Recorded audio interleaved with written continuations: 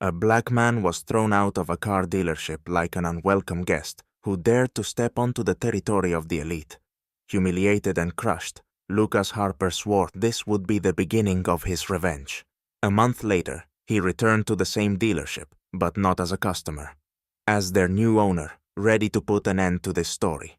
His response to injustice stunned even the most hardened observers. But let's start from the beginning. Lucas Harper, a 38-year-old successful entrepreneur, decided to visit one of the most prestigious car dealerships in the city to purchase the car of his dreams. Located in an upscale neighborhood, this dealership was renowned for its reputation and its selection of luxury vehicles. Dressed in a white shirt, dark blue jeans, and leather sneakers, Lucas entered the dealership confidently, but immediately noticed the wary glances from the staff. The moment he crossed the threshold, the atmosphere shifted.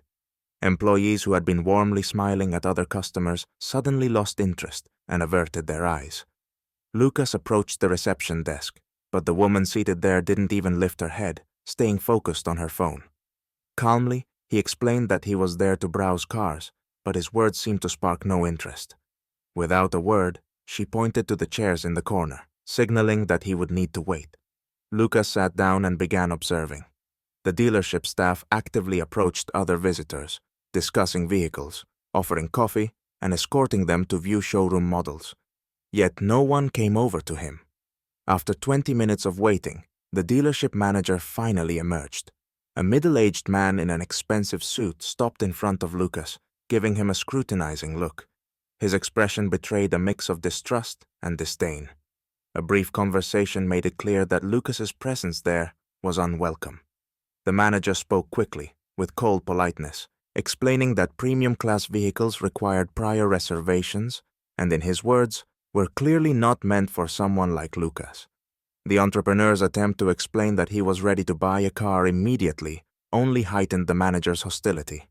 Within minutes, security guards appeared, ignoring Lucas's protests and escorting him out. Outside, Lucas stood processing what had just happened. The humiliation was blatant and public. Anger and resentment simmered inside him, but instead of succumbing to despair, he resolved to use the incident as motivation. From that moment, Lucas was determined to find a way to change the situation and prove to everyone who had looked down on him that their prejudice would cost them dearly. After the humiliating episode at the dealership, Lucas Harper returned home, his anger quickly giving way to resolve. He knew he couldn't let this incident pass without consequences. It reminded him of the many obstacles he had faced throughout his life because of the color of his skin. But this time was different. He was now a successful entrepreneur with the resources and means to fight back. Lucas's first step was to research the car dealership chain. Using his business contacts, he quickly discovered that the company owning the dealership was facing financial difficulties.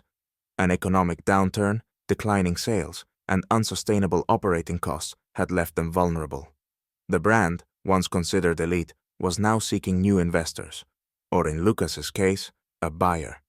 This was his opportunity. The next day, Lucas called his financial advisor to discuss the possibility of acquiring the dealership. Together, they studied the market, the brand's current valuation, and the potential for investment. Although the advisor was surprised by the idea, he supported Lucas's plan. To close the deal, they would need to act swiftly.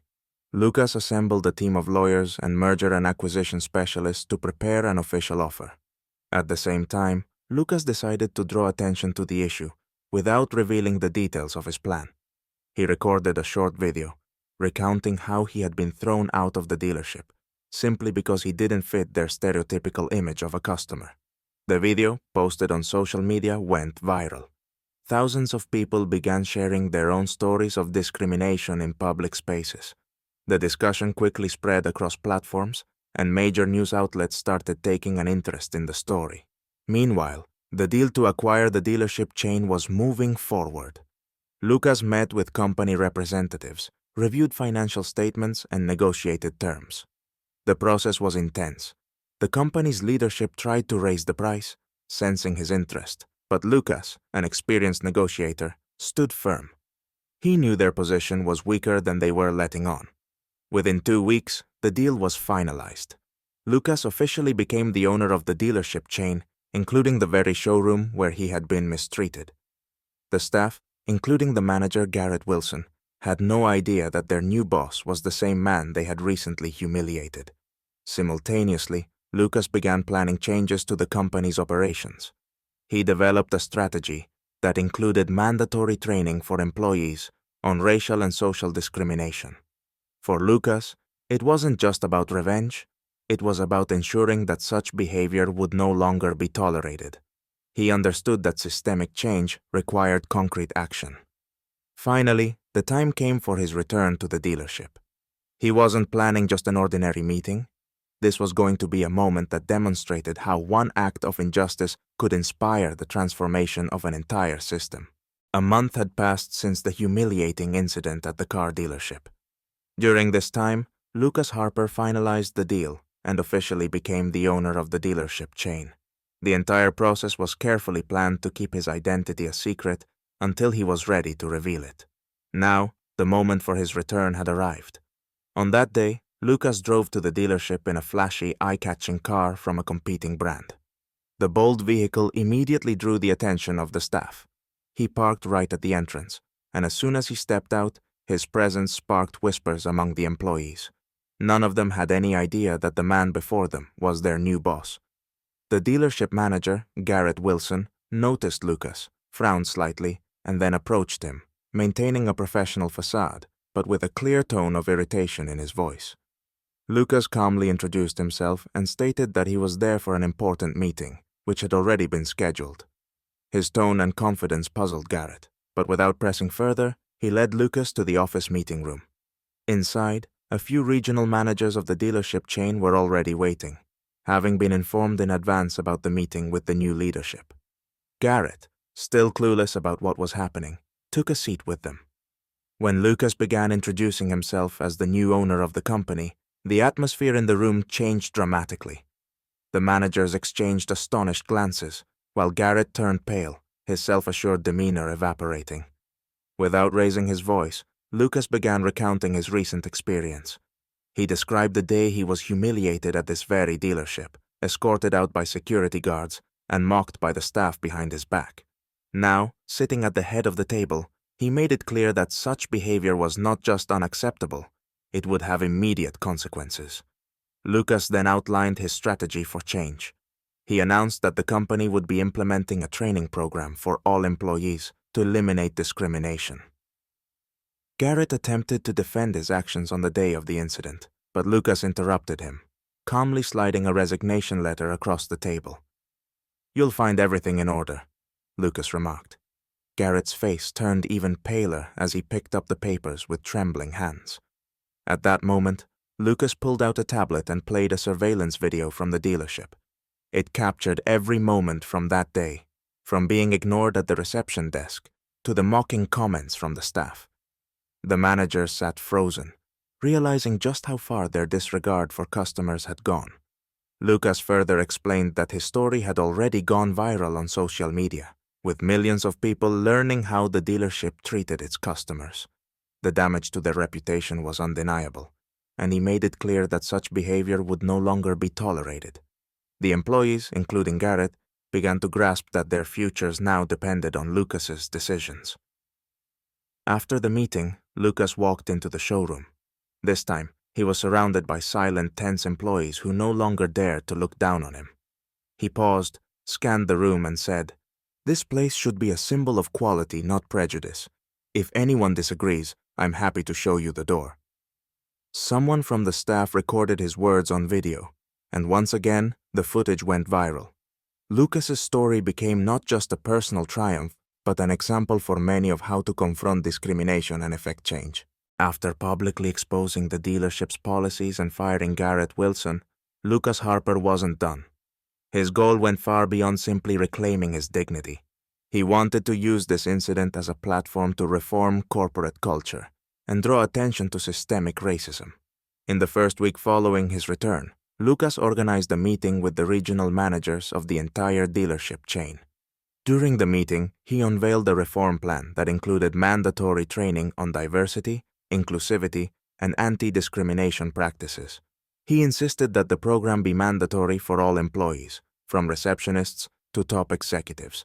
The training would include both theoretical lessons and practical workshops simulating situations like the one Lucas had experienced. The media continued to follow the developments closely. Lucas's story gained widespread attention on social media and was discussed on news channels and talk shows. Many people, inspired by his example, began sharing their own experiences of discrimination and injustice. Some companies, eager to avoid scandals, began implementing similar training programs to show their stance against prejudice. Lucas felt his efforts were driving tangible change. Despite the positive momentum, some employees, especially those from the old guard, resisted the new rules.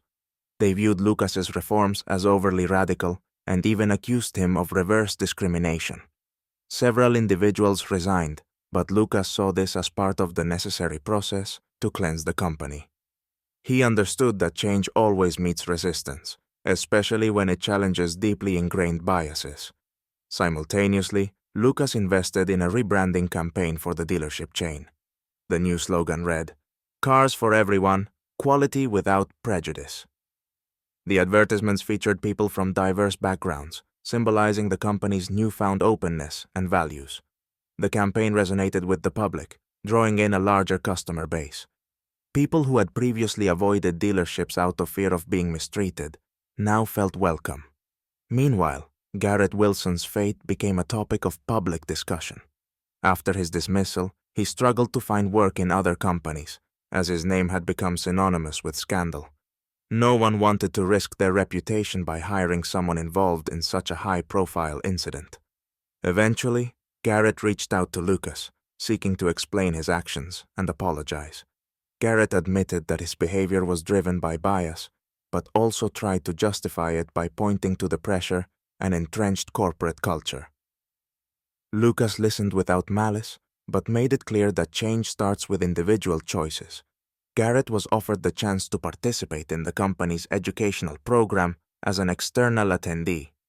While Lucas knew that not everyone was capable of genuine remorse, he believed that even small steps could lead to meaningful change. By the end of the year, Lucas's dealership chain not only restored its reputation, but became a model of progress and equality within the industry. Sales increased, and the company became synonymous with fairness and inclusion. Lucas Harper's story became a symbol of how personal battles against injustice can drive systemic change when taken on by someone with determination and a clear plan. His victory was not just personal. It became an inspiration to thousands of others who now knew that even in the face of deep-seated unfairness, one could not only persevere but also transform the world around them.